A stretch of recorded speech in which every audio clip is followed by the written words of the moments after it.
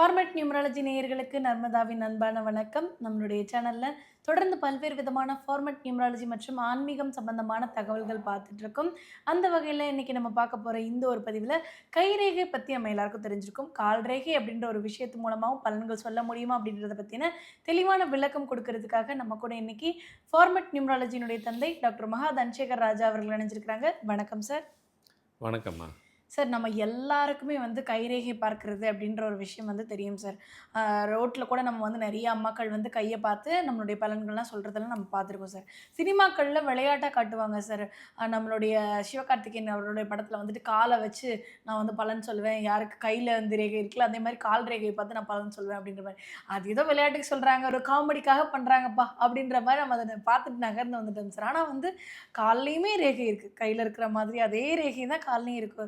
கால்லயும் பலன் பார்க்க முடியுமோ? அப்படின்ற மாரி ஒரு சந்தேகம் இருந்தது சார். கண்டிப்பா வந்து சார் வந்து கால் ரேகைக்கும் ஏதாவது ஒரு ஆராய்ச்சி பண்ணி, ஏதாவது ஒரு விஷயங்கள கண்டுபிடிச்சு வச்சிருப்பீங்க அப்படின்றதுனால தான், இந்த கால் ரேகை அப்படின்றது வந்து பார்க்கப்படுதா? இல்ல பார்க்கறது மூலமா பலன்கள் துல்லியமா சொல்ல முடியுமா? அப்படி நெறைய கேள்விகள் இருக்கு சார். முதல்ல அந்த பாத ரேகை அத பத்தி எங்களுக்கு சொல்லுங்க சார். ஆமாம். கைரேகை எல்லாத்துக்கும் தெரிய தான் ஆமா. செய்யுது. பாம்புஸ்டின்னு சொல்றோம். அது உண்மையெல்லாம் கேட்க மாட்டாங்க. அதெல்லாம் அக்யூரேட்டா உண்மைதான். அதில ஒண்ணும் ம். மாற்று கருத்து இல்ல. கையில என்ன ரேகை இருக்கு, குருமேடு போச்சுன்னா அது என்ன சொல்லும்? சுக்கிரமேடு போனா என்ன? ஒவ்வொருத்துக்கும் ஒண்ணு பலன் இருக்கு. இல்லாமலாம் இல்ல. ஆனா இதில ஒரு பெரிய சீக்ரெட் என்னன்னா, நம்ம ஃபார்மெட்ல நியூமராலஜி படி எழுதுனாக்கா, கையில உள்ள ரேகை தேவையற்ற ரேகை ம். மாறும். ஏன்னா கையில உள்ள ஒன்ஸ் ரேகை ஒருத்தருக்கு வந்துருச்சுன்னா மாறாது. ம். இப்ப என் கையில ஒரு ரேகை இருக்குனாக்கா இது அப் டூ லைஃப் வரைக்கும் அப்படி தான் இருக்கும். அதேமாரி உங்க கையில, அவர் கையில எக்ஸ், ஒய் எல்லாத்துக்கும் அப்படி தான் இருக்கும். கையில உள்ள ரேகை மாறாது. அதனால தான் கவர்மெண்ட்ல ரெக்கார்ட்ல தான் கை ரேகை வைக்கிறாங்க. ஆமா. ஏன்னா மாறாதுன்ட்டு. ம். ஆனா நம்ம ஃபார்மெட்ல பண்ணீங்கன்னா, மொத்த ரேகையும் மாறாது. சிலது தேவையற்ற சில ரேகை கோடெல்லாம் போகும். சில பேருக்கு ஆயில் ரேகை வந்து ரொம்ப பலமாலன்னு சொல்லுவாங்க. அதெல்லாம் கூட மாத்த அதெல்லாம் முடியுமா சார்? ஆமா. இந்த இதெல்லாம் வரும்போது பேர எழுதும்போது அந்த ரேகைலாம் மாறிடும். அத மொத்த ரேகை மடைமாற்றம் பண்ண முடியுன்றீங்க நம்ப செலுத்துறது கண்டிப்பா மூலமா. அதெல்லாம் ப்ரூஃபே பண்ணியாச்சு. அதில ஒண்ணும் டவுட்டே கிடையாது. ம். அதெல்லாம் பழைய நியூஸ். ம். அதனால அதெல்லாம் மாறும். அதான் சொல்றேனே நம்ம ஃபார்மெட்ல பேர் பார்த்தீங்கன்னாக்கா, சிம்பிளா "நீ நல்லா இருப்ப" அப்படின்னு சொல்லி ஒரு வரியில அனுப்புறதெல்லாம் இல்ல. அதுக்குள்ள ஓராயிரம் பதில் இருக்கும். அவங்களுக்கு தேவை என்னவோ அத மட்டும் சொல்லி அனுப்புறது. அவங்க ம். அதுக்கு தானே வராங்க. நம்ம அத விட்டுட்டு மத்ததெல்லாம் சொன்னா கூட புரியாது. ஆனா மத்ததெல்லாம் அதுவும் சேர்ந்து வேலை செய்யும். ம். கையில உள்ள ரேகை மாறும். கால்ல உள்ள ரேகை சொன்னீங்களே அப்படின்னாக்கா, கால்ல உள்ள ரேகை வந்து எப்படின்னாக்கா, அதுக்கு சில விஷயம் இருக்கு. இப்போ பார்த்தீங்கன்னா, நம்ம கையில உள்ள நரம்பு இருக்கு. கையில ஆரம்பிச்ச அந்த நரம்பு கால்ல தான் போய் முடியும். ம். கால்ல ஆரம்பிச்ச நரம்பு கையில தான் முடியும். அதனால தான் பார்த்தீங்கன்னாக்கா, நம்ம உடம்புல வந்துட்டு மனுஷன் உடம்புல எந்த பொருளுக்கும் ரீப்ளேஸ்மென்ட் உள்ள பார்ட்ஸ் இருக்கு. நரம்புக்கு மட்டும் இல்ல. அது இன்னும் கண்டுபிடிக்கல உலக அளவுல. ஆமா. இந்த நரம்ப கட் பண்ணிட்டு, நான் உங்களுக்கு வேற நரம்பு வச்சிடுறேன் என்ன அப்படின்னு சொல்லி இன்னும் கண்டுபிடிக்கல யாரும். கண்டுபிடிக்க முடியாது அது. ஏன்னா அது ம். அந்த நரம்பு கன்டினியூட்டி உள்ளது. சில பேருக்கெல்லாம் வந்துட்டு பிளட் சர்க்குலேஷன் கம்மியா இருக்குன்னா வேற ஒரு காரணமும் கிடையாது. உங்க நரம்புக்குள்ள அந்த பிளட் போறது ஸ்லோவா போகுது. அவ்வளோதான். ம். அது மூவ்மெண்ட்டு இல்லைன்னா பிளாக் ஆயிரும். பிளட் கிளாட் ஆயிடுச்சுன்னா எதுக்கு பயப்படுறாங்கனாக்கா, அந்த நரம்புக்குள்ள அது போய் பாஸ் ஆகாது. அது பிளட் கிளாட் ஆகக்கூடாது. ஏன்னா அப்புறம் அந்த பிளட் ஒரு சைடில் பிளாக் பண்ணிருச்சுனாக்கா டோட்டலாகவே ரன் ஆகாது. அப்புறம் டோட்டல் பாடியே இந்த மாறி போயிடும். ஸோ அதனால் அந்த நரம்பு மூலியமா தான் அந்த பிளட் எல்லாம் சும்மா சர சர சர பாஸ் ஆகிட்டே ஓடிட்டு இருக்கும். அப்போ கையில வர்றது கால்லயும் வருது அந்த ரேகை. அப்போ கையில இருக்கிற ரேகை தானே கால்ல அப்படியே தானே இருக்கும். ம். கையில என்னென்ன சொல்றோமோ அவ்வளவும் கால்ல தானே சொல்லணும். அது இல்ல. வேற வேற ரேகைகளா இருக்கும். ரேகை அதே மாரி கூட இருக்கும். பலன்கள் வேற வேற. பலன்கள் வேற. ம். கையில உள்ள ரேகை இருக்கும்போது அதுக்கு உண்டான பலன் கால்ல அப்படியே இருந்தாலும் அந்த பலன் கிடையாது. அது ம். எல்லாம் மாறி இருக்கும். இப்போ உதாரணத்துக்கு இப்படி சொல்லேன். ஒருத்தர் கையில வந்துட்டு ஸ்டார் மாரி ரேகை இருக்கும். ம். சில பேருக்கு 1 இருக்கும். சில பேருக்கு கை ஃபுல்லாவே அதுதான் இருக்கும். சரிங்க 1 இருந்தா அப்படி என்ன, 2 இருந்தா அப்படி, 5 இருந்தா அப்படி, கை ஃபுல்லாவே பாதம் ஃபுல்லாவே அப்படி இருக்கு கை. அதுக்கு என்ன அப்படின்னாக்கா, ஒரே ஒரு ஸ்டார் இருந்தாவே பெரிய விஷயம். ஸ்டார்னா ம். நீங்க நினைக்கிற மாரி ஸ்டார் மாரி ஆயிருவீங்கன்னு அர்த்தம் கிடையாது. நீங்க சொல்ற வார்த்தை பலித்தல் ஆகும். ம். உங்க வீட்ல கூட உங்களே சின்ன உங்களுக்குள்ளே நீங்க வீட்ல, "அம்மா எனக்கு இது வேணும். எனக்கு இது நான் சொல்றேன் இங்க நான் சொல்றேன் பாரு, அது நடக்கும் பாரு" அப்படிம்பாங்க. அது நடக்கும். சில பேருக்கு கர்ணாக்குன்னுவாங்க. அது வேற, இது வேற. அது கருணாக்குனாக்கா நாக்கில் வந்து கருப்பாக சைடில் ஒரு ஓரமாக இருக்கும். ம். அவங்க சொல்கிறதெல்லாம் பலிக்கும். என்ன ஒன்று, அவங்க பாசிட்டிவாகவே சொல்ல மாட்டாங்க. பேசுறது பூரா நெகட்டிவான வேர்ட்ஸ் தான். அதான் கருணாக்குக்கு அதான். அவங்க பேசுகிறது எதுவுமே பாசிட்டிவாக பேச மாட்டாங்க.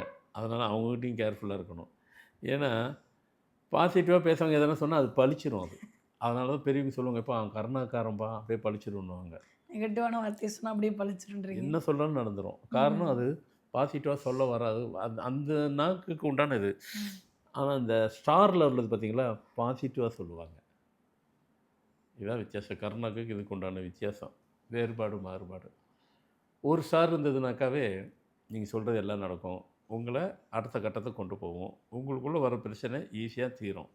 2 ஸ்டார் இருந்ததுனாக்கா பிரச்சனை வரும். அது எங்கே போகுதுன்னே தெரியாது. கை ஃபுல்லாக இருக்கும். உங்கள் பாதம் ஃபுல்லாக இருக்கும். உங்களை யாரும் ஒருவரும் தவறாகவே நினைக்க முடியாது. தவறாக நினச்சாவே அவங்களே அட்ரஸ் இல்லாமல் போயிடுவாங்க. ம். அப்படின்னா அது மட்டும்தான் இல்லை, உங்கள் கூட இறைவன் இருக்கிறாருன்னு அர்த்தம். ம். நீங்கள் சொல்கிறதெல்லாம் அவர் உங்களை வழி நடத்துகிறாருன்னு அர்த்தம். அது எல்லாத்துக்கும் இருக்காது. ஸ்டார் எதனா ஒன்று இருக்கிறதே அதுவே ரேராக தான் இருப்பாங்க. அப்படி ஒரு சக்தி வாய்ந்தது ரேகை பாமிஸ்ட்ரியில் அந்த ஸ்டார். ம். அது எல்லாத்துக்கும் இருந்துரும், வந்துடும், கிடச்சிரும், நடந்துரும்லாம் நினைக்க வேண்டாம். ரேர் பர்சன் தான் இருக்கும். நம்ம இப்போ நான் இவ்வளோ முக்கியமான சொல்கிறேன் இல்லையா, அப்போ அது ரேராக தானே இருக்க முடியும். அதுவே காலில் இருக்குது. காலில் கூட ஸ்டார் இருக்குமா? கருணாக்கு மாதிரி அது ஏருக்கு மாற ஏடா கூடமாக தான் நடக்கும் அது. ம். அப்படியே மாறி நடக்கும், உல்ட்டாவாக நடக்கும். சில பேருக்கு கையிலையும் ஸ்டார் வந்துட்டு காலில் வந்துருச்சுனாக்கா இங்கே நடக்க விடும், அதை நடக்க விடாது. ம். சில பேருக்கு கையில் இருக்காது, காலில் மட்டும் இருக்கும். அதுதான் அது. எல்லாத்துக்கும் நமக்கு ஒரு நம்ம நம்ம உலகத்தினுடைய எல்லா ரகசியத்தையும் நம்ம உடம்புக்குள்ளே ஒவ்வொருத்தர்கிட்டையும் ஒன்று ஒன்று ஏதாவது இறைவன் கொடுத்து வச்சிடுறாரு.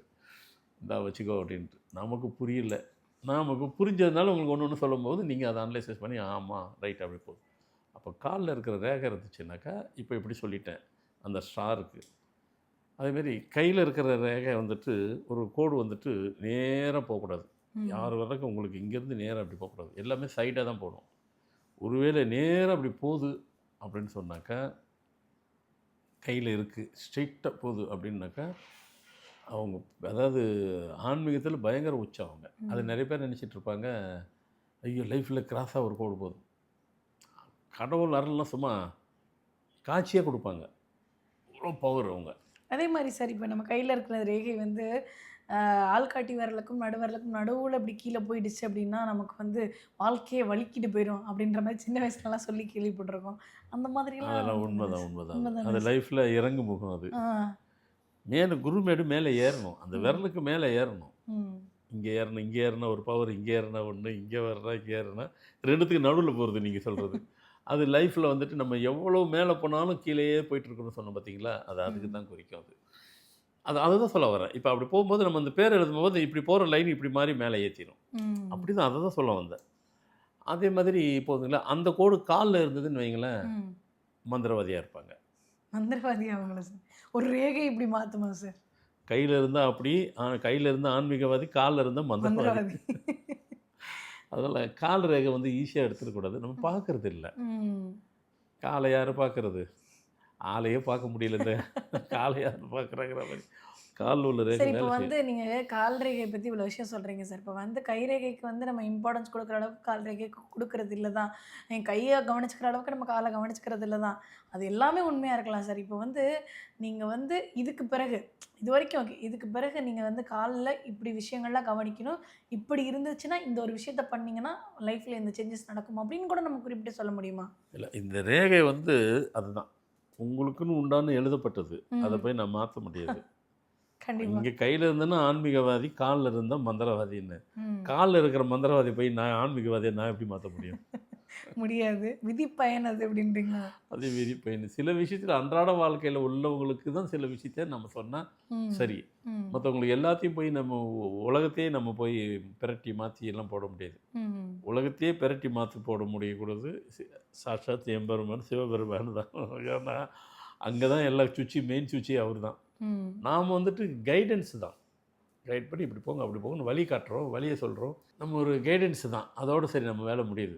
மீதியெல்லாம் வந்து அதை கேட்டுட்டு போகும்போது சில பேருக்கு அது கூட வேலை செய்யுது. அதுதான் உதாரணம் இப்படி சொன்னேன். அதனால் கால் ரேகையும் வேலை செய்யும். கால் ரேகையும் கை ரேகை மாதிரி உண்டான பலன்கள் உண்டு. நாம் சில விஷயத்தை தெரிஞ்சுக்கலாம், சிலதை ஃபாலோ பண்ணலாம். இதெல்லாம் தெரிஞ்சுக்கிட்டு தான் வேணும். இது எப்படி ஃபாலோ பண்ண முடியும்? ஏன்னா எல்லாமே ஃபாலோ பண்ணுறதுன்றது 1, 2 தெரிஞ்சுக்க வேண்டியது இல்லையா? அதுதான் கால் ரேகை. ஸோ கண்டிப்பாக இதுவும் நம்ம பாருங்கள், இனிமேல் வேலை செய்யும் பாருங்கள். கண்டிப்பா சார். ஏன்னா இந்த ஒரு பதிவு ரொம்ப புதுமையான ஒரு பதிவா இருந்தது. இதுவரைக்கும் வந்து இத பத்தி யாராவது பேசியிருப்பாங்களா? அப்படின்றது கூட தெரியல. ரொம்ப வந்து நெறைய வித்தியாசமான விஷயங்கள சொன்னீங்க. கண்டிப்பா வீட்ல இருக்கிற எல்லாரும் வந்து செக் பண்ணி பார்ப்பாங்க. நம்ம வந்து ஆன்மீகவாதியா? இல்ல மந்திரவாதியா? அப்படின்ற ஒரு விஷயத்த வந்து ரிசர்ச் பண்ணி பார்ப்பாங்கன்னு நெனைக்கிறேன். கண்டிப்பா இந்த பதிவுல சொன்ன எல்லா விஷயங்களுமே மக்களுக்கு ரொம்ப பயனுள்ளதா இருந்தது. ரொம்ப நன்றி சார். வணக்கம்மா.